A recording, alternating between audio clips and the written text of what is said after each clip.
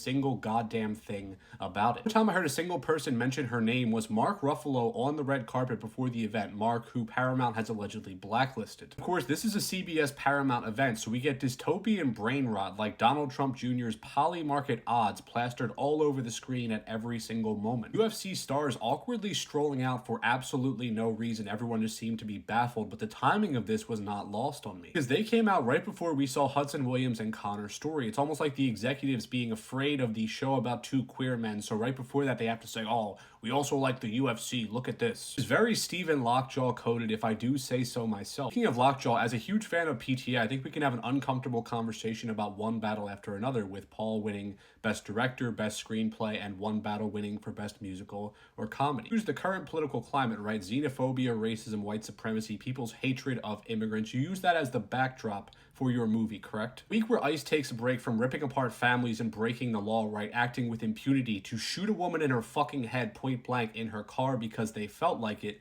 You can't say a single goddamn thing about that, about ICE, about the president, about anything that is happening. It starts to feel like you just wanted to use revolutionary ideas as an aesthetic for your movie. It almost starts to feel like this could be an in-universe movie that might appear in Eddington, and I say that as someone who didn't even like that film. This commenter had questioned why I didn't have One Battle After Another in my top 30 films. When I first watched it, I really enjoyed it. I gave it a 4.5. When I rewatched it, I dropped it down to a 4, and I have a lot more issues with this film than you might realize. But I do find it fairly gutless to make a political film, right? Then when you're sitting there faced with the Kevin O'Learys of the world, you're unable to say anything about the political moment. This doesn't just go for PTA, that goes with pretty much everybody there. The only comments we got about anything real, I believe, were a throwaway comment from Nikki Glazer about how CBS News is bullshit, and a throwaway comment from Judd Apatow when he went off on a 15-minute tangent that nobody asked for about living in a dictatorship. Outside of all that, the Golden Globes seem to have very little respect for art. They dump so much time into ridiculous, unfunny comedy bits, and then they gave Ludwig Göransson his Golden Globe for Best Score during a commercial break. Ryan Coogler's creative partnership with Ludwig Göransson is incredibly strong. They've known each other for a long time, and the score of Sinners is so crucial. Just like